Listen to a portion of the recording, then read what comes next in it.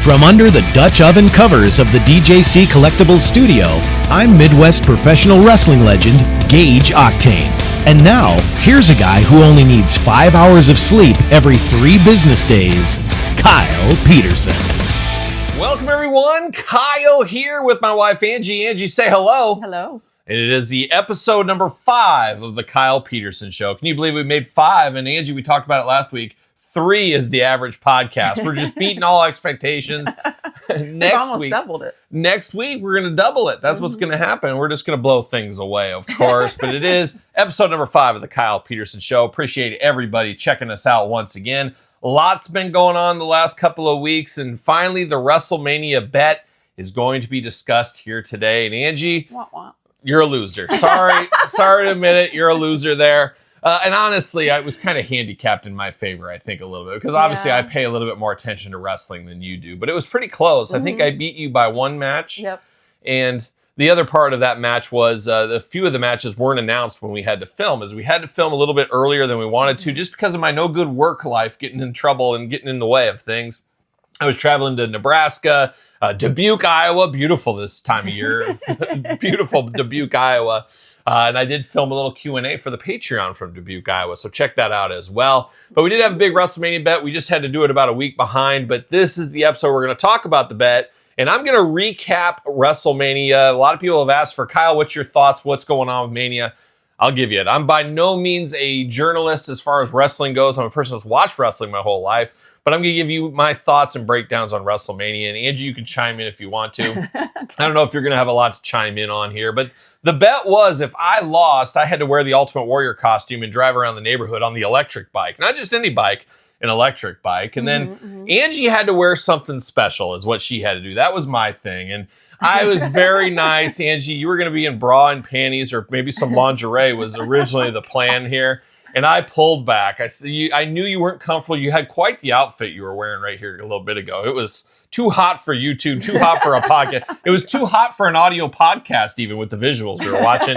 And I said, and you said, maybe we should save that for the 100th episode if we make it that far. So in return, I said, we're going to dial it back and we're going to let Angie do something different. And Angie's going to give a little bit of a show there. But Angie had to adopt some Western wear for one time only in this video. She's got one of the finest Kenny Rogers Western wear from the 80s today. Her and I both sporting Kenny Rogers. Yes, the gambler himself. Western wear from the 80s. One of my all-time favorite Western shirts. You guys all know, and Angie, you know especially. I like my vintage Western wear, and Kenny Rogers is one of my favorite brands. Now, unfortunately, a little asterisk to this one here. I bought this shirt for myself, and unfortunately, too small did not fit me.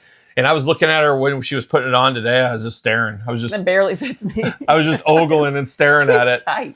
It is a beautiful shirt. I love this shirt. This could be my favorite Western shirt if I could actually fit in it. Unfortunately, I think I couldn't get past like the 3rd button on the top. It's just way too tight in the chest. And it's one of those shirts where if I hulked it up, it would just rip right out of the back. So very unfortunate. Obviously a woman's large instead of a men's large or something. I don't know. It's a men's extra large, but they lied, I think, is what it is. But obviously, you get shirts from the 80s and things. It's a little goofy in sizing. But beautiful blue against the tan would really make my eyes pop. This would really make my eyes pop. But Angie, you got to wear it. It is your color. It is good. But Angie, she's wearing it. You know, she's showing a little, just right there. It feels like you can't even button it over my chest. She can't button it, but it does look good. And Angie got off easy on this big WrestleMania bet, no doubt about it. But it does look good on you. You should wear more Western wear, too. And maybe I'll let you ride my horse on the way out of here. Oh, who knows? my gosh. Who knows? What are you saying? Anyways, also want to give a special shout out to DJC Collectibles. Use discount code ADOFDJC to save 8% off your entire order. They are the sponsors of this podcast this week. So shout out to DJC Collectibles. But anything else new and noteworthy this week for you, Angie? Pretty boring week. Yeah. Just missing me. I heard you were crying on your pillow while I was in Dubuque and Lincoln saying, when are you coming home? I miss you so. I bet not. You were probably hitting up Chick-fil-A, I'm sure, right? What did we do? Oh, we went to Jason's Deli. Oh, Jason's Deli for a little salad bar, chicken club rapini, some broccoli cheese soup. Oh, the fanciest of places. Free ice cream. Free ice cream. And I think Emma got her head underneath the nozzle and turned it off and just was going crazy, just getting all that ice cream out of there. But That was it? That was the extent of what you were up to?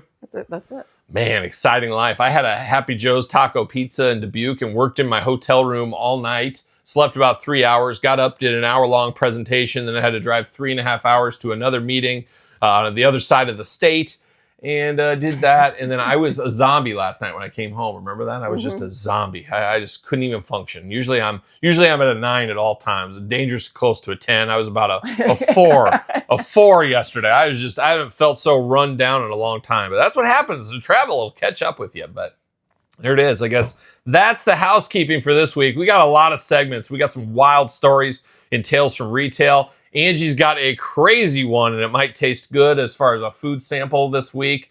We got Album of the Week. We got Figure of the Week. But first, Angie, we got to go deeper. Yeah, we do. We got to go into a deeper dive.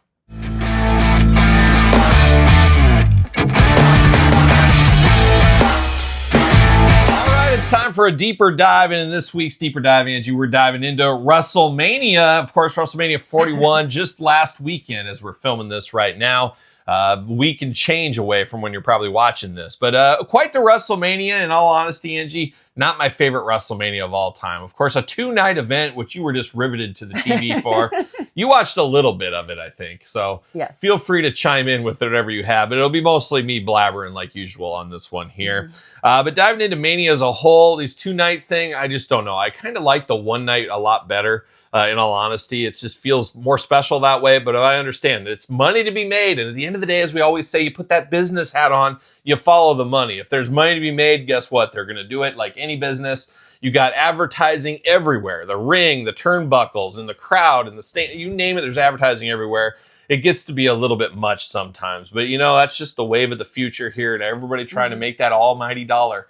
Just like Angie on her OnlyFans, she's trying to make all that money over there, just supporting the house and all that stuff. I was trying to show my toes. There you go. But a lot going on for Mania weekend, a lot to keep track of. It was a long weekend of wrestling. You throw in NXT Stand and Deliver on there, and then if you're watching any of the indie stuff on top of it, there's a lot to keep track of. Of course, you can also go to Mania like I did a couple of years ago, 39, I think, over there in California.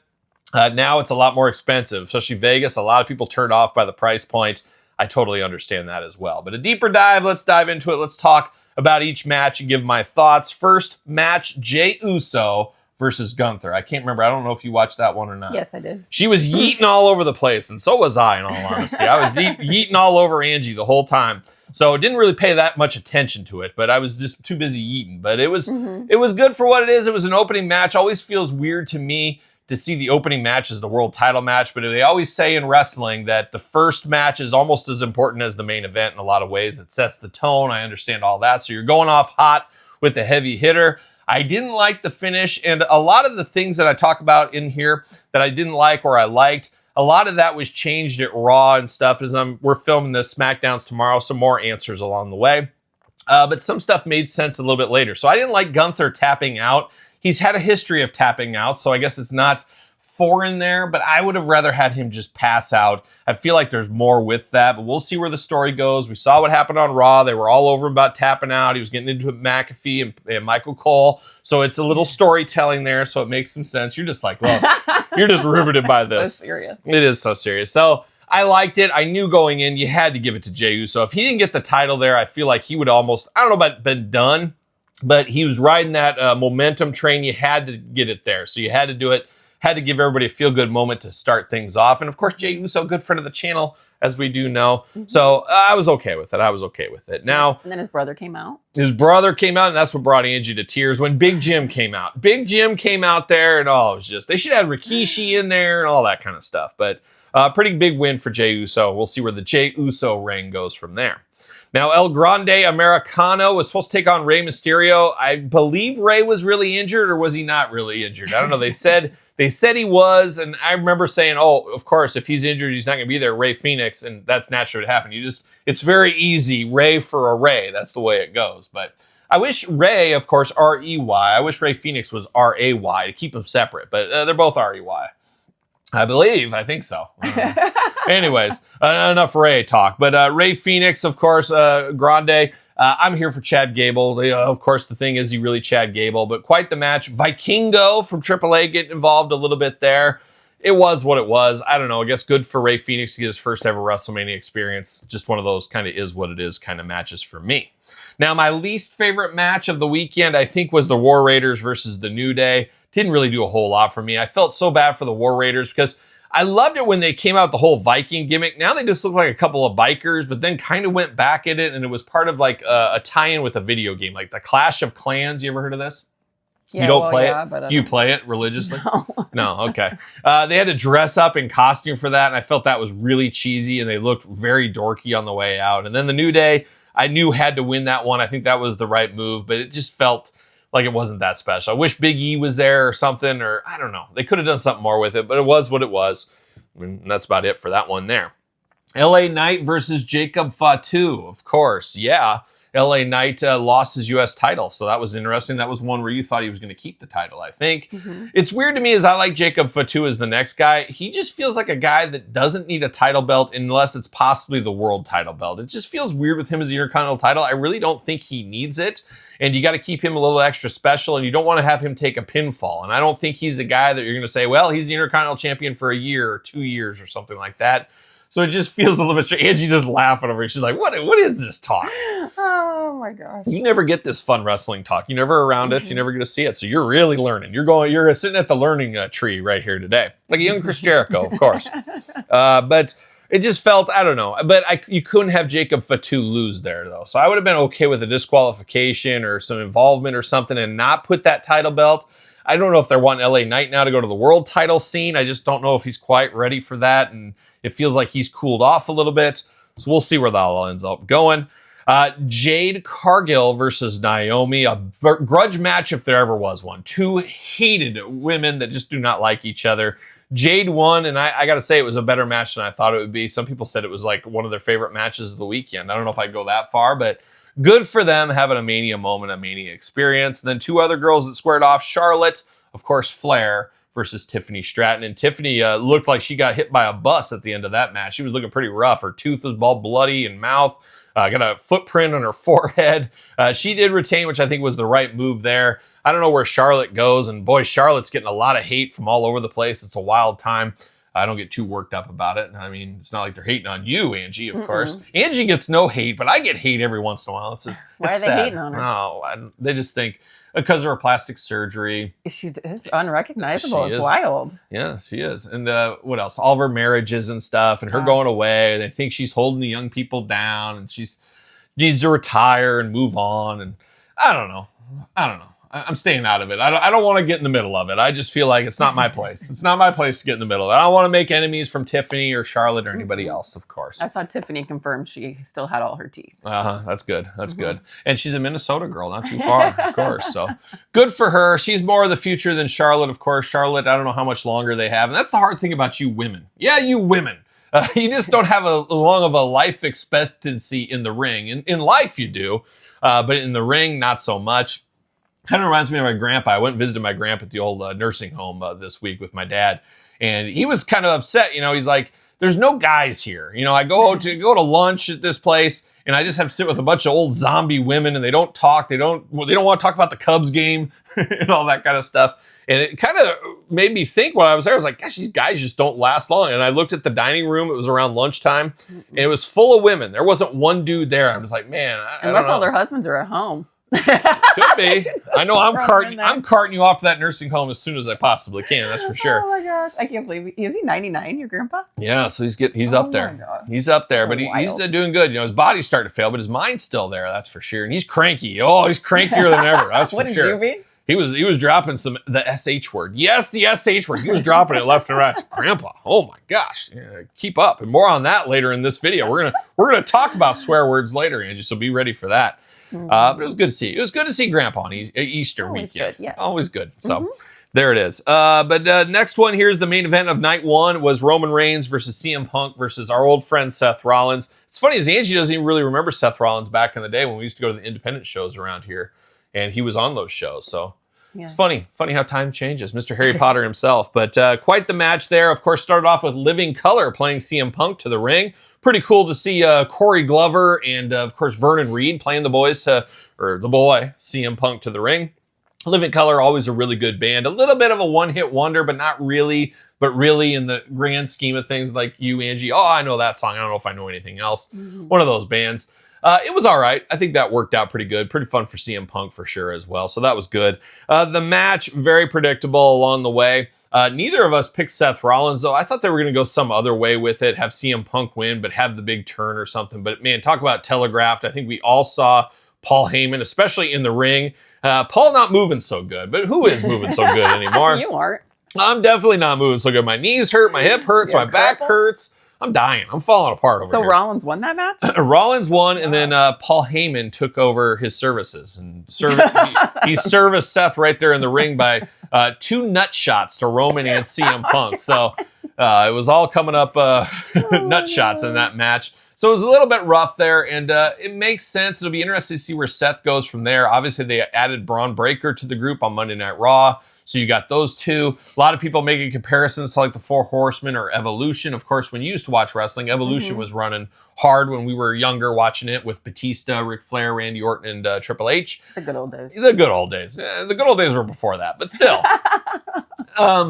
I really think they'll probably add Becky Lynch or a female to that. That makes a lot of sense. Of course, Seth and Becky being married, of course, neighbors of ours down the road, not too far. I could see that happening, adding Becky Lynch with her heel turn, and we'll get to that here in a second. And then you got to think there's maybe going to be one more member along the way. So I don't know. That's just spitballing there. And Angie, you love to spitball. I love to spitball for sure.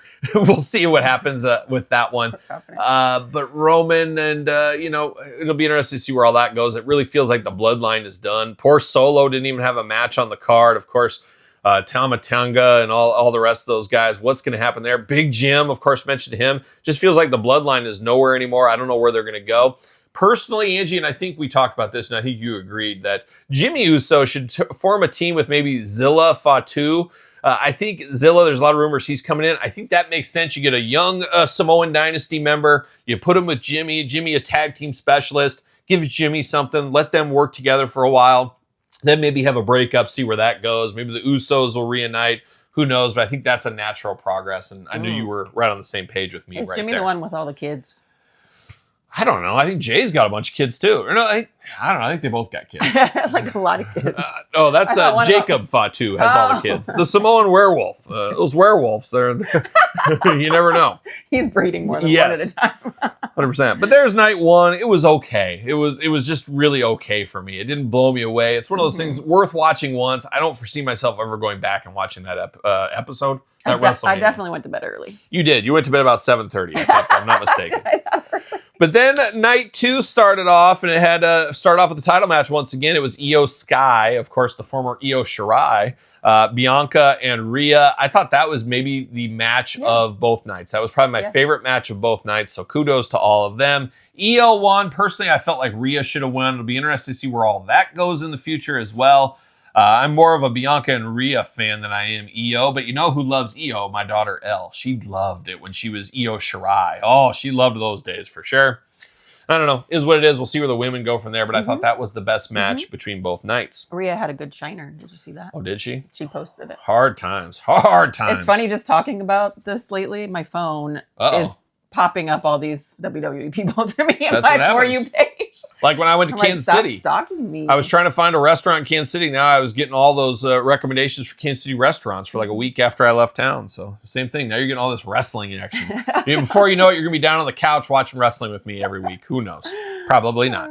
Next up, Angie's favorite match of the card, AJ Styles, a guy that has styles for miles, as we do know, against Logan Paul, the one she has the crush on over here. Angie loves Logan Paul. No, she hates Logan Paul. So once again, a good match. It's just Logan Paul doesn't do anything for me for whatever reason. But it is what it is. He's pretty athletic for a guy not coming in and wrestling and all that kind of stuff.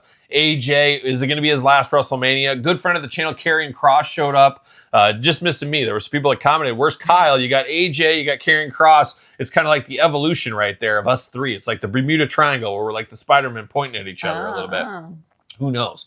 But it was good to see Karrion Kross. We'll see where he goes in the future. Sounds like he's on the uprise. Logan, you never know what's going to happen with him. And then AJ, I don't know where AJ Styles goes. He's a little bit lost in the sauce is what it feels like. But it'd be interesting with the TNA partnership. I think they need to move AJ over there at least for one night to get that huge pop, do something. It'd be cool to see him win the TNA title again. I don't know if that's a possibility.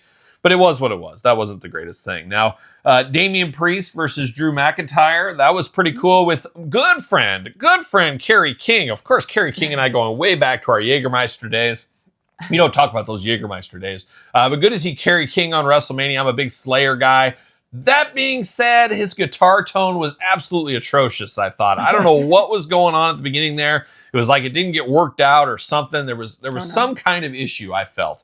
It didn't sound pleasing to my ears like Kerry King usually does. But was what it was. Cool to have a street fight. I think Drew winning is the way to go there. I feel like Drew's been just kind of all over the card. Is he ever going to get the title again? It's just... He's one of those guys that's a big, big deal, but something seems to be missing. We talk about it in a lot of the figure reviews, which I know you check out all those figure reviews I do.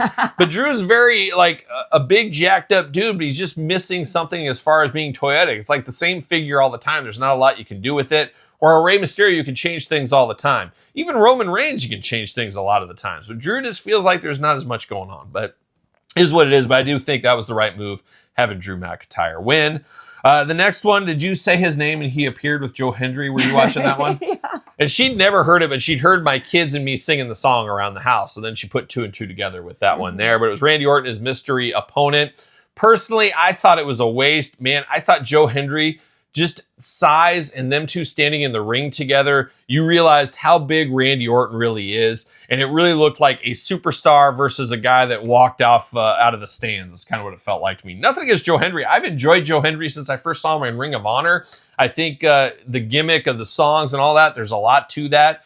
But I know people going both ways about it, talking about it and stuff, saying, hey, the TNA champion shouldn't have been squashed like that on Mania. I totally understand that. I wouldn't have done that either. I think what they should have done is had Rusev, who returned the next day. I think he should have re-debuted, had those guys squaring off, having a little bit of a match, then Rusev getting involved, squashed Randy Orton, squashed Joe Hendry, show Rusev off. But of course, the next night on Mania or on Raw, they showed Randy Orton, John Cena. That's the next way to go. So you really couldn't do that if that was the plan.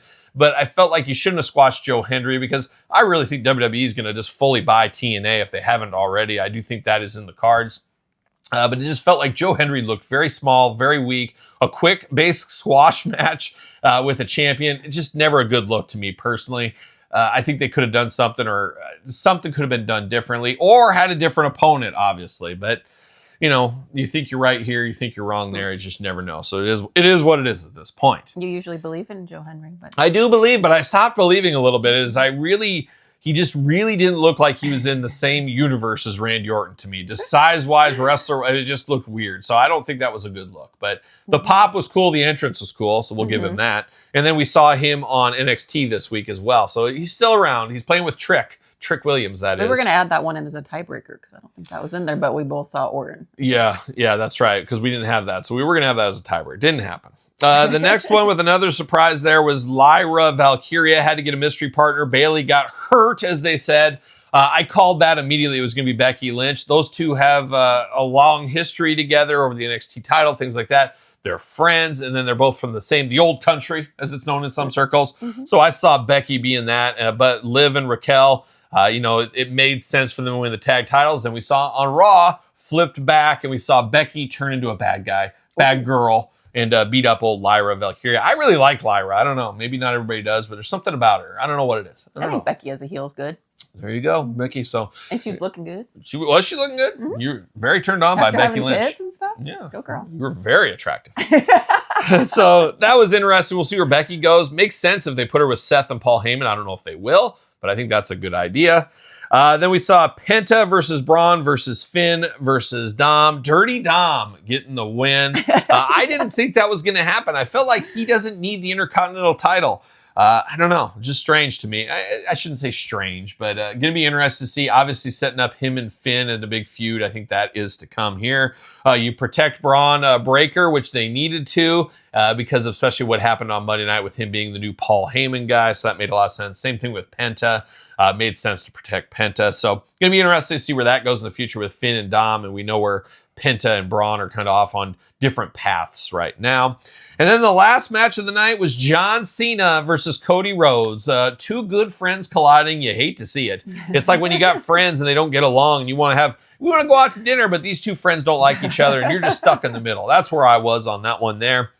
And I got to say, absolutely god-awful match. I hate to say it. I thought it was terrible. It was slow. It was plotting. I like both of them. But man, oh man, that Travis Scott thing, man, it irks me. And obviously, Travis Scott is not for me. It's not for me. It's not my demographic. I still don't know who he is. I hear him on this kind of stuff. I keep hearing, is he the Cactus Jack guy? There's only one Cactus Jack for me. It's not him. So I don't know what's up with that. But it just makes no sense to me. And then you have Travis Scott in the middle of the match have an entrance and take like 20 minutes to get to the ring. Like that ref got like knocked out, but barely. Like he should have been up in those 20 minutes. Oh my God. He comes out and he does like an Undertaker entrance. He just slowly walks to the ring. But it would mean something more if he looks like he could fight his way out of a paper bag. And he couldn't. He's just a little guy. He's not going to hurt anybody. Like the ref could take him. It's just absolutely wild to me. He comes out. Cody gets his revenge and all that kind of stuff. And then John just wins.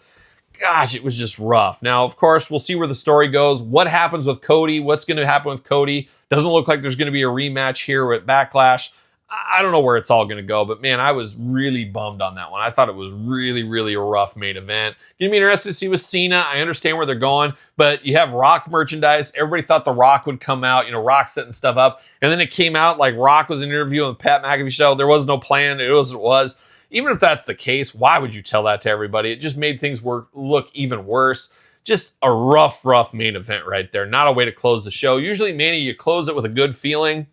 I guess you could argue that Cena getting that record world title is a good feeling, but man, oh man. Hard times, disappointment as a whole for Mania. Glad I watched both nights. I'm not going to be going back rewatching it. Like WrestleMania 6, which I've seen 10,000 times in my life. But it was what it was. And that was WrestleMania weekend. Angie, you probably don't have anything really to add to that, I'm guessing. I'm so overwhelmed. She's so overwhelmed. Well, we'll do it again next year, Angie. We'll see what happens. Next year, full-on lingerie. I'm guaranteeing it right there. So there it is. That's a deeper dive. But now, we got to get into it. We got to get into the figure of the week.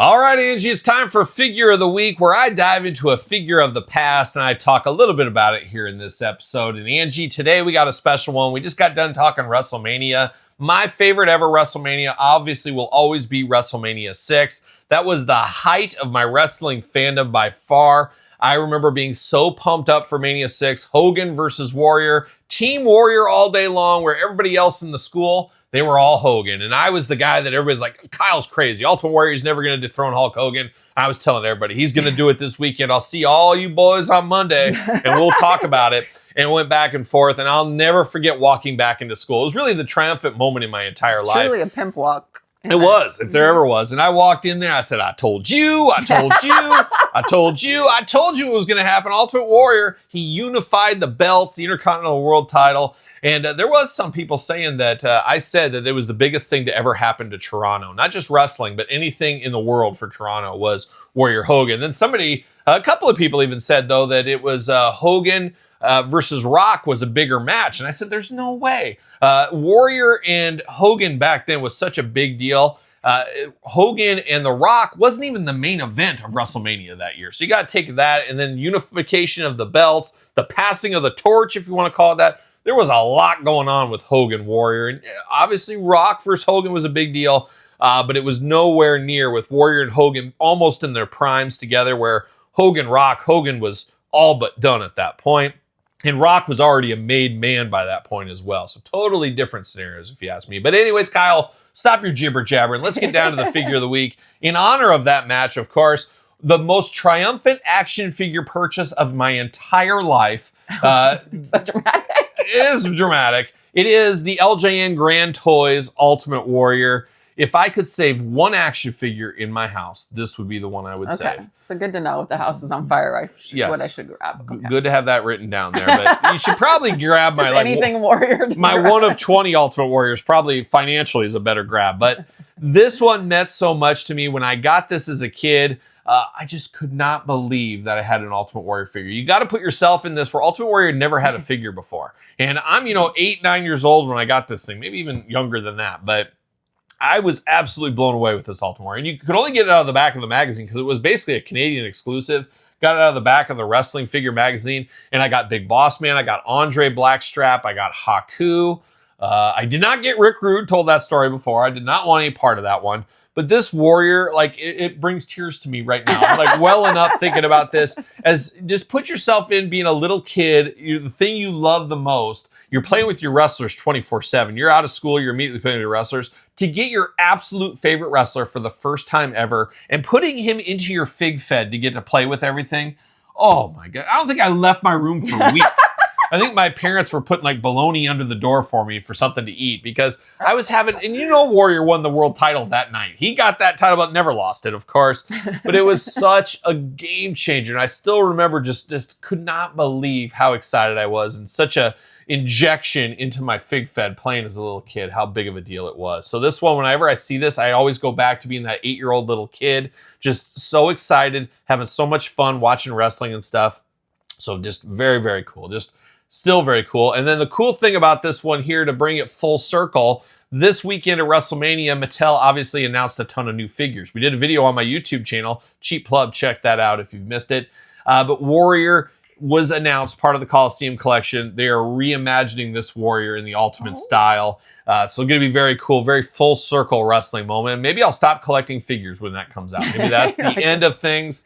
As I knock over the mic, that's the end of things. Maybe at the end it's just a full circle moment for me. So we'll see what ends up happening. That'd be amazing. It would be amazing. What would you do? What would you do? But there it is, Angie. That is the figure of the week. Just an absolute game changer if there ever was one. It is the Grand Toys LJN Ultimate Warrior. But now, Angie, we got to go to your big segment here. We got a dangerous one this week. It's time, Angie, it's time to try new foods because it might taste good. Try a little bit of this and a little bit of that. A little bit of this and a little bit of that. We gotta try new food because they might taste good. All right, it's time to try new foods because it might taste good. The old sweetheart of the rodeo right here, Angie, she got us something amazing this week. And I don't know, this could be the most dangerous taste test we've ever done on the channel. Definitely in the last 5 episodes. But somebody in the comments said we need to do more different things outside. They didn't say that. They said you should do some fancier foods and some different stuff. And Angie, it really doesn't get fancier than that. It doesn't get fancier than this. And this is something obviously everybody's heard of, but I have never tried this in my life. Have you? No. We've never tried this ever. Scared. I don't know what we're getting ourselves into with this one. I can't imagine it tasting that good, but it is many places. It is a delicacy, as we do know. Angie, take it away. What do we got here today? Oh my gosh. Regrets. Uh-oh. Truly. She's got it ready. Caviar. She's got caviar. This is going to be fancy. Fish eggs, I believe. God, so well, that's where we got to start. Oh my God. Jesus. I literally have goosebumps right now. And Angie's not as... you'll put a lot of stuff in your mouth, that's for sure, but there's some things you just don't want to put in your mouth. I'm not a weird texture thing, but I'm not a fishy person. Not fish. I am. Like I love fish. Fishy fish. I love fish. Love salmon. Love halibut. No love fish, catfish. No fishy smell around here. No, that's true. That's true. We clean. Smells like flowers, no doubt. I'm so scared. But this is going to be interesting. So this caviar, so fish eggs, I believe is what caviar is. I almost feel like we need like a cracker or something to go on You want this me to one. grab one? Maybe grab something. Angie's going to get up. Oh, look at this beautiful little, look at that, little motorhead. We might need something. I don't know what people put on caviar. I think I usually see people put like a little wafer down or something. I don't think you put it on cheese or whatever. My but little friend. we do got some wheat thins here. Oh, the fanciest Nabisco of crackers. plug. Of course, I guess Nabisco. Once upon a time for me. I think I'm going to use that as a little bit of a chaser right there. And maybe I do have, of course, a can of White Monster just in case. And Monster, what are we doing? Monster, let's stop beating around the bush. Let's get down to it. Let's fully sponsor this channel. I've talked to a few of you guys over there at Monster. We'll see if we can get this going here, of course, but more on that in the future. Just Kyle and his monster. It's Kyle and his monster, but I want to smell this real quick. The jokes write themselves. I'm so scared right now. It doesn't smell terrible. I don't know what it tastes like. Are you going to eat it on a cracker? I think I'm just going to eat it plain because I don't want to, and then I'll chase it with a cracker if I have to, but... Of course, there's a lot of little... It almost looks like a raspberry or a blackberry that's been kind of smushed around. I mean, it has that look to it. I'm shaking. I don't really get I gotta much put of it a on smell. a cracker. What's your smell? Not good. I can't wait to see Angie My puke. mouth is watering, like, in a bad way. Oh, not a good way? Okay. Not a good way. Oh my God. Okay. Okay. I got no problems trying this. I'll try anything once. I got no problem. I'm the guy, and one of these days will tell a story how I went up in front of my college class to get a full letter grade better by eating a handful of bugs. We'll tell that story in the future as well, but let's do it. Cheers. No, and we're going to rate this out of what? 5? Yeah. It's going to be a 5 out of 5 for sure. Okay, ready? Ready? Go. 1, 2, 3. Oh my God. Oh my God. It's not bad. It's extremely salty. Yeah, really salty. It's just like little bubbles. Oh God. Tiny bubbles. Okay, it wasn't as bad as I thought. Not as good either. It doesn't really taste like a lot. It tastes like little balls that like weird. open. It's But very salty. Very salty. Slimy. These are what aren't they like fish eggs or something? I think is what they are. God. I don't know. I've eaten worse things. I don't know. Does it taste better with some of this? I don't know if I'm gonna. You gonna eat more? No.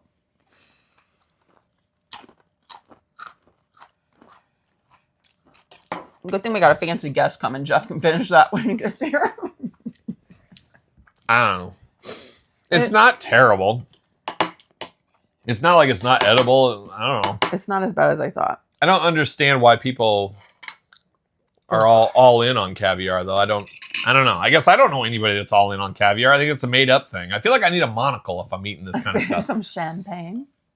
So I don't know. To me, didn't really taste like anything, just like salt. So do I put this on my pizza to get a little extra salt? I don't know. I don't know. You like salty stuff too, I believe. Mm-hmm. You know, she usually likes. It wasn't as bad as I thought. You love a good a shot of salt in your mouth. But the caviar, I don't know. What do you rate out of 5? 1.5.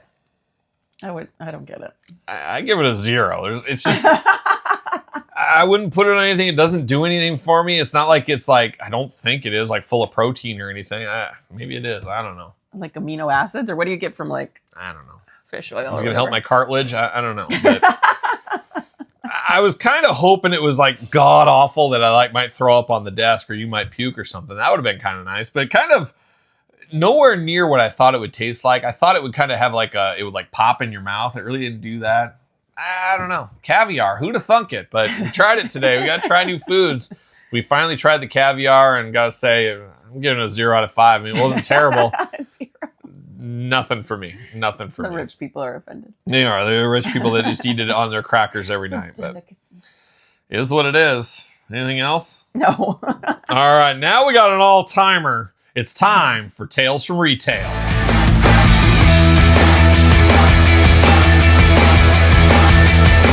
All right, it's time for Tales from Retail, and this is where we dive into some of the stories, some of the history of me working in retail since the day I was 14. Both sides of the fence, working for grocery stores, working for suppliers, working for some major companies you put in your mouth every single day. But today we're going to have an interesting story, and Angie, you don't know about this, but feel free to chime in. I like to keep Angie in the dark on a lot of these topics so she can get her reaction and chime in with some things from time to time. But Angie, today we're talking about Chinese food. Okay. You're familiar with Chinese food, of course. Love.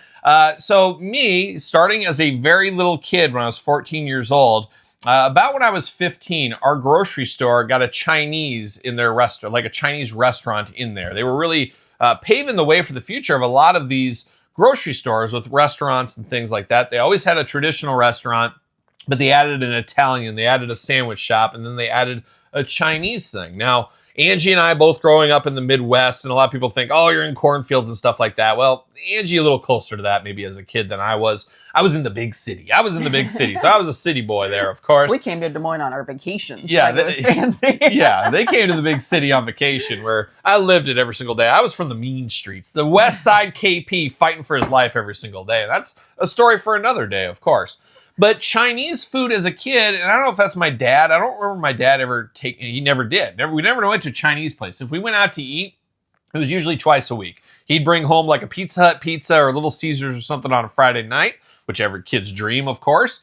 And then maybe occasionally we'd go to a McDonald's or a Burger King or a KFC or a Long John Silver's or something, maybe one time during the week or something like that. But that was pretty much the extent of our out-to-eat meals. It wasn't anything fancy because you're a kid. You don't have the caviar taste when you're a kid, of course.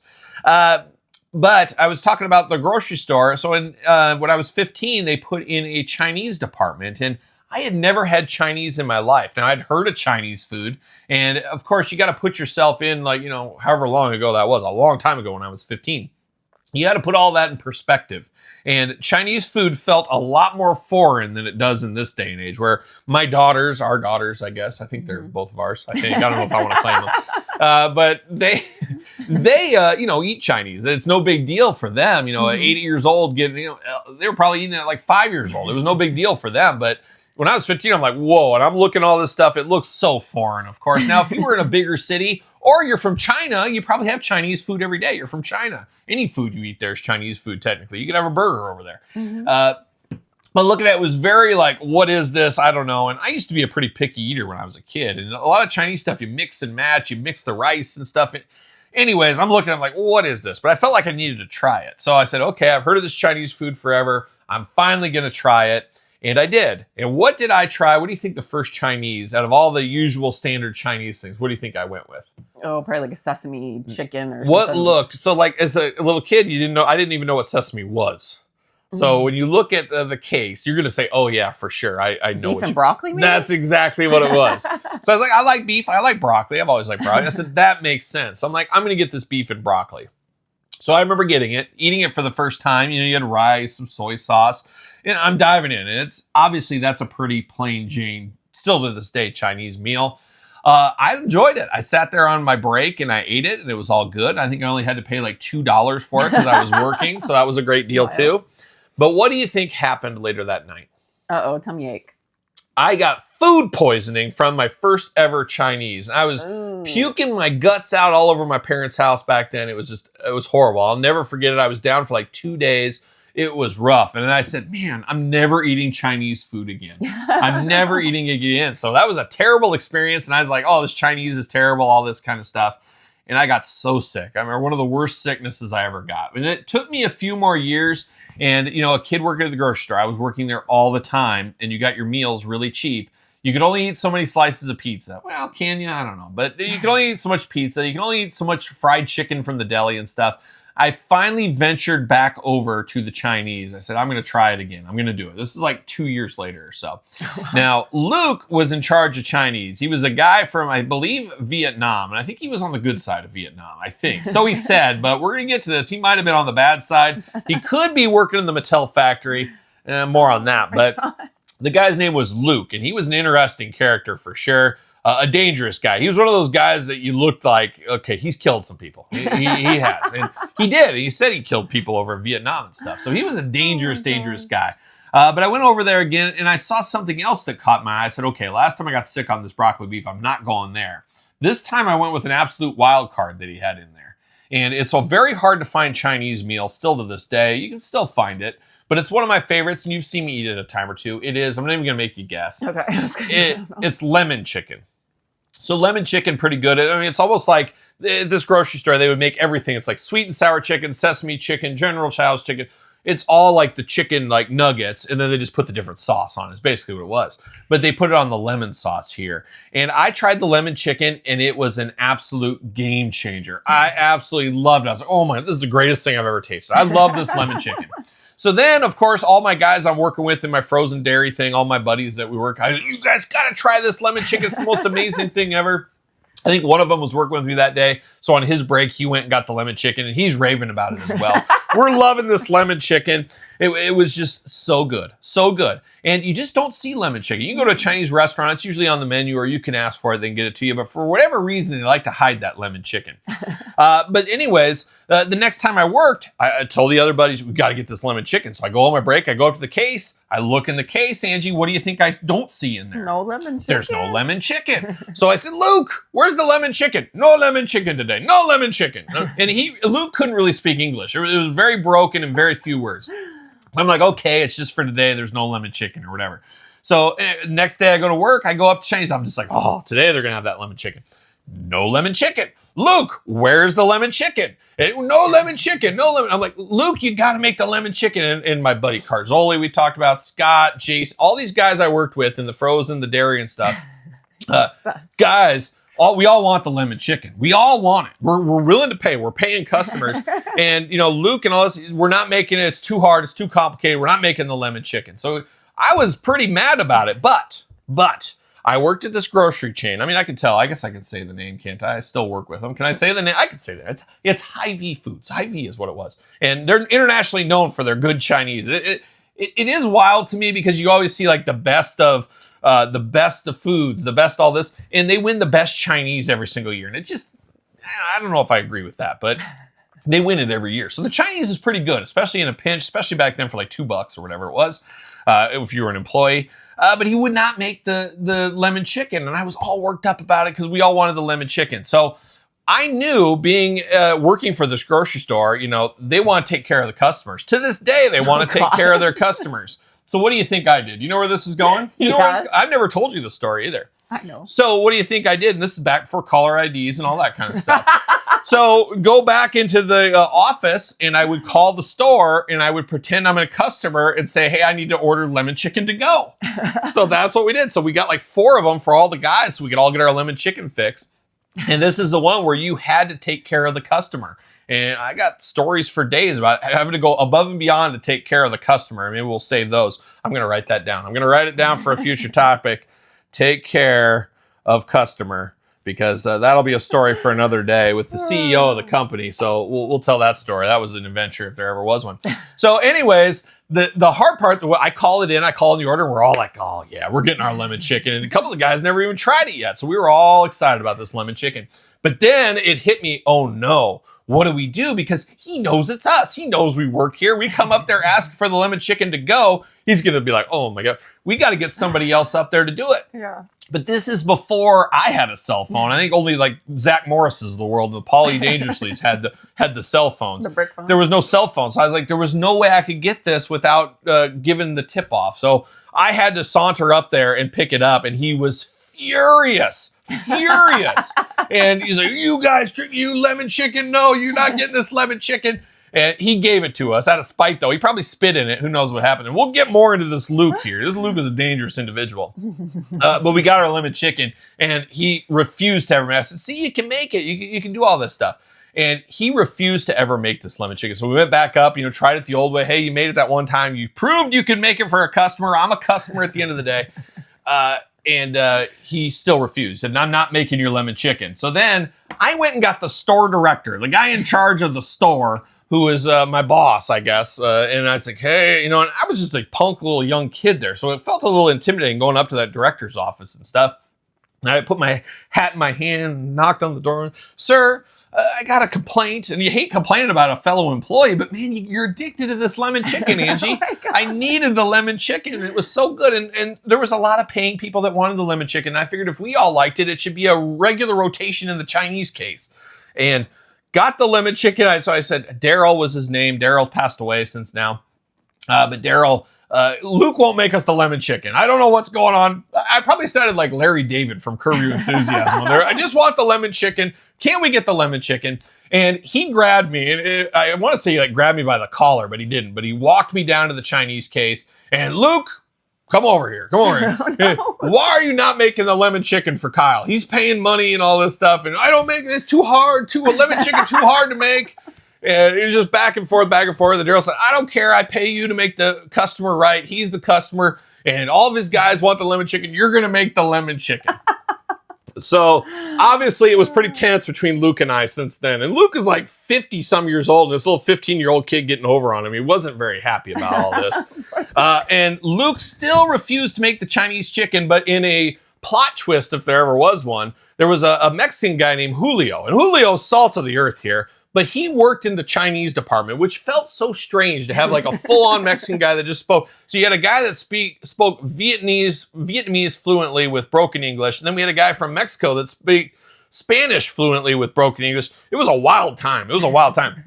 But Julio, he had zero problems making the lemon chicken. Oh, Mr. Peterson, make lemon chicken for you. He'd make that lemon chicken every single time. So I would get that, but every time he was making it, we would request it. They would still not put it in the case, but he'd make it for us. So it was just making up that sauce, getting the lemon. He'd say, Kyle, go get lemon for me. So I'd get a lemon out of produce, and he would make it for us. But Luke was always there giving us a side eye. He was always angry, and I swear he took that to his grave.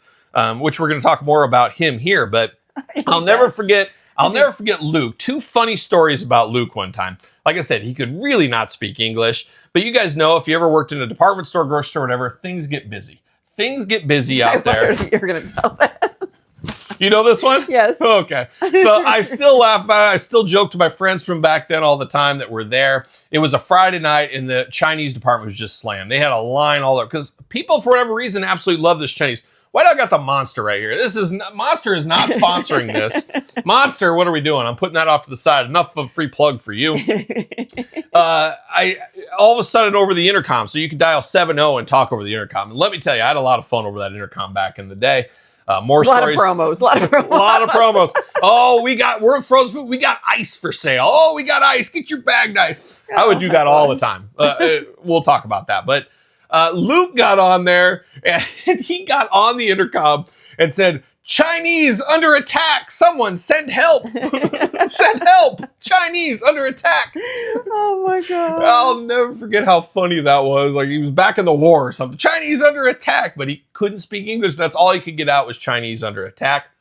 But then shortly after that, Luke chopping up all the meat and all that stuff, he lost a finger. He chopped off a finger. I'll never forget that day where he lost his finger. He never got reattached or anything. He had one of those big blades and was just chopping away as they do. He was like a young Jan Can Cook. You remember that guy at all? No, like TV guy. I'd really date myself on that. But he chopped his finger off. I'll never forget the ambulance, everything rushing in there. It was just a wild, wild scene. Of course, him losing his finger there. So hard times for Luke.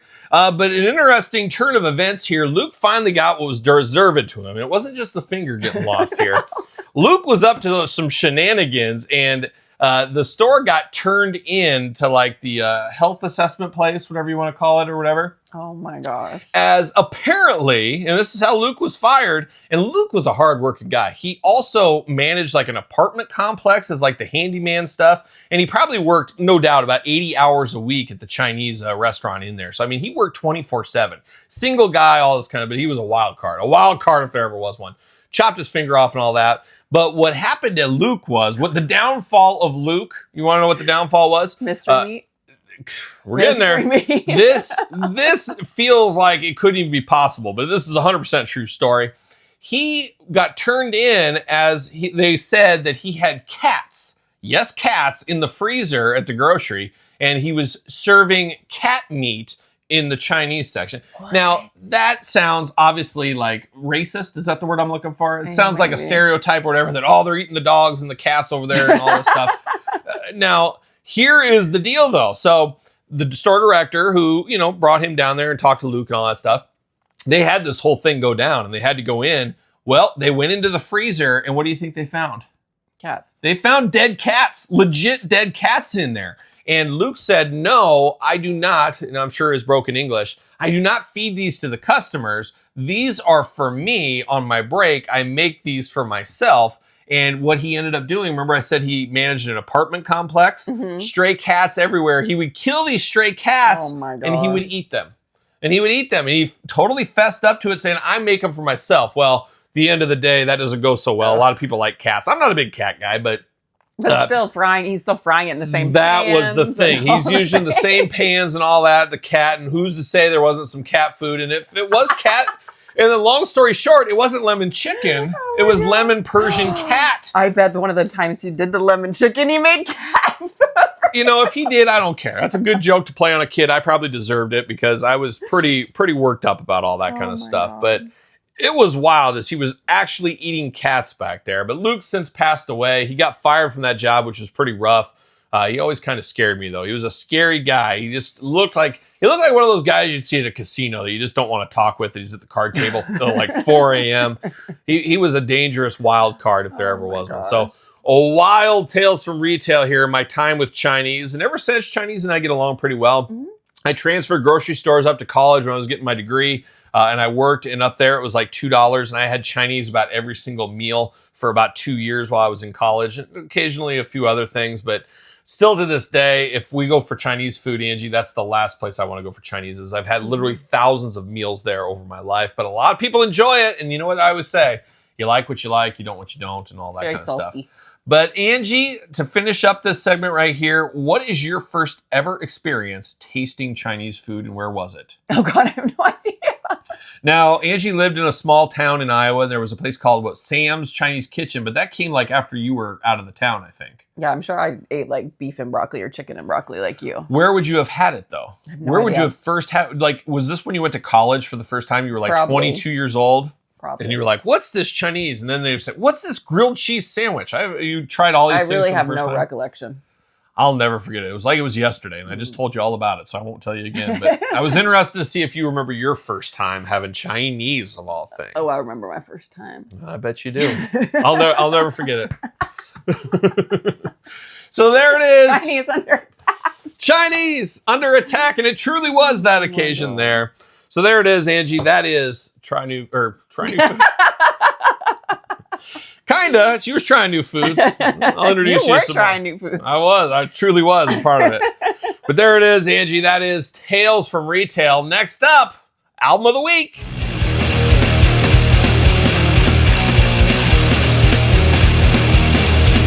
All right, it's time for Album of the Week. And Album of the Week, I didn't want to do this band so soon, as I think it was the first episode we talked about this band. One of my all-time favorite bands, it is Judas Priest. I love Judas Priest, seen Judas Priest so many times, so many classic albums from the beginning all the way to the end. However, this week I felt like I needed to mention another Judas Priest classic because their former drummer, one Les Binks, just recently passed away.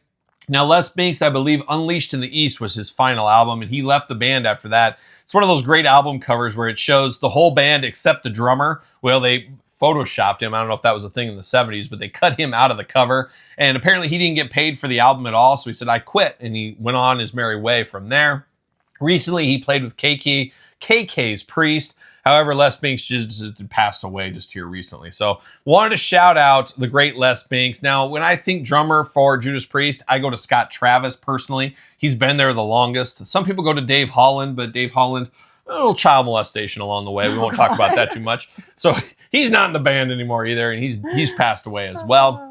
But I'm going to go for the album with Les Binks, one of the greatest Priest albums of all time. It is Stained Class. And it was funny when I first got it as a kid, I thought it was Stained Glass, but it is Stained Class officially. But you got Exciter on there. Oh my gosh, an all-timer. Really speed metal before speed metal was a thing. Stained Class, of course, the song, probably the most popular song from that album, Beyond the Realms of Death. Oh, they play that in about every Priest song, of course. Just a beautiful one. Always love that. Better By You, Better Than Me. That's a classic Spooky Tooth cover they did. A lot of people know that one, of course. Invader, an absolute all-timer. I love Invader. Saints in Hell. Just, you can go all day long listing off Priest songs from Stained Class. Just a pivotal album in the history of the Priest. 70s Priest goodness. If you had never heard the Stained Class, man, oh man, what are you waiting for? Check out Judas Priest. Check out Stained Class. And that, Angie, is the album of the week. But now we got to close up shop. Angie, we got a little email. It's time for the email of the week. All right, time to finish it up, and we're closing it off with the email of the week. We got to think of a catchy name. Angie's Corner, Angie's Email, I'm not exactly sure. But if you want to be the question of the week, you want to put your comment in there. Obviously, you can put the comment in the YouTube video if that's where you are watching this. And if you are, make sure you thumbs up the video, all that fun stuff, subscribe. And then, of course, audio available wherever. If you can give us the old 5-star review, I hear that helps. And if you want to put a review up, we will read your review on the channel right here. But Angie, we got a question of the week. This one came via YouTube. And if you want to be it, like I said, put it in the comments. Or you can email the Kyle Peterson Show at gmail.com. If you have a question, email a concern. We'll send it to our HR group right over there. It's my boy Lemmy over there. Angie's got a couple of HR inquiries on me lately. But Angie, if you want to take it away for the question of the week. All right. At Eric Chebec 7659, I have 2 questions. Who has a bigger potty mouth and who says, I love you more? Well, first one, the potty mouth. I think we know immediately who that is. That's old Angie. Now, I rarely swear, ever. Nobody ever hears that from me. And if I do, you know I'm really fired up because I feel my grandma Peterson, of course, salt of the earth. I miss my grandma Peterson every single day. She was my biggest champion in this world. Bigger than you. She loved every story. She would sit there for story time with Kyle for hours and hours. I used to take my wrestlers to her house. I used to spend a couple of weeks in the summer there, and then a spring break every year. I'd go to my grandma's, and I loved it. I loved it. She was making Rice Krispie treats for me. She was taking me to Pomida and Ben Franklin's. I'd get to get some Joes. I'd get some wrestlers. And I'd always sit down with Grandma, and we'd go through all my wrestlers. And I'd say, Grandma, could this guy come to dinner? And she hated people with long hair and facial hair and stuff like that. So we'd show the Rockers. She's like, no, they're never coming here. They're not coming to my house. No way. She wouldn't let you in. That's the thing. That's why I've said it on the YouTube channel a time or two. I just don't know if my grandma, but I feel like my grandma knew me for so long that she would look past it because she loved her little Kyle. She loved her little Kyle. I can't remember what your hair looked like when she passed. It was short. It was always short. But you've always had facial hair. No. No, well, I mean, some. A goatee. I had the Raleigh fingers for a while. But my grandma was the biggest supporter ever. And my grandma never swore. Never swore. She was just an all-timer. All-timer, my grandma. And I always, in my mental compass going through life, I always say, what would my grandma say, whatever I do? So if I got arrested, like it would break her. So I never got in trouble. I never did that stuff. And I always think, do whatever you're doing, you got to be able to think your grandma's watching. That's what I said. I never wanted to disappoint my grandma. So shout out to my grandma. I miss her a lot. But yeah, you'll never hear me cuss. You notice on my channel, I hear it from a lot of people, Kyle, you never swear, you never cuss and all that stuff. It's funny when you do. Like, it's hilarious. It's very rare. It's so rare. It's very rare. I gotta be real fired. I get real fired up. It's like another level of fired up. It's another level of fired up. I mean, and it's only happened a few times. So I keep it in. So Angie, though, it's just F word, F bomb, F this, that all the time. I'm not that bad. But my New Year's resolution was to try to stop swearing so much. Yeah, sometimes around the kids and stuff. Like it's probably like the one contention you have with me. You don't really like it when I do. I was like, you clean it up a little bit. You don't need to. It makes people feel or look and sound very. It cheapens me, I think. It does. It cheapens you, and you can't take people serious if they're cussing all the time. Every other word's a cuss word. It's like, okay, you're showing, like, my grandma used to always say, it's the uneducated people that swear all the time. And I don't know if that's exactly true, but I always feel like you just got to try to keep it as classy as possible. I've been in a lot of business meetings where people are losing it and saying that kind of stuff, and you just can't take them seriously at all. So, and maybe it's part of it. You got to keep it professional in a lot of meetings and employee things where you get heated employees at you. We'll tell those stories on the channel, too. We're going to have to change the name to protect the innocent. And yes, you guys out there that want to hear the Drew Brees story, it's coming. It's coming. I don't really swear at work. Oh, I think you do. It's like I'm on my worst behavior when I'm at home. I don't think so. You're a wild card. You're a wild card and a wild gal, that's for sure. But that's why we love you. But speaking of the second part, Angie. Who says I love you more? Who do you think? It's probably me. I'm just I'm an old softy. Because Angie, you're just my whole world. Just my whole world. Yeah, what would I do without Angie? I'm one of those guys where if Angie died of a heart attack, I'm like one of those guys that would go right after. It would just follow right after. I'm very eccentric. I'm very out there. I'm very doing stuff. But Angie keeps me pretty grounded on things. So without her to keep me in the checks and balances and all that, I'd be in big trouble. I'd be in big trouble. So I guess me. Yeah. Because I'm the only one with real love around here, like the Young Beatles song. But you initiate it usually first. I am. I'm just a softie. I'm softy.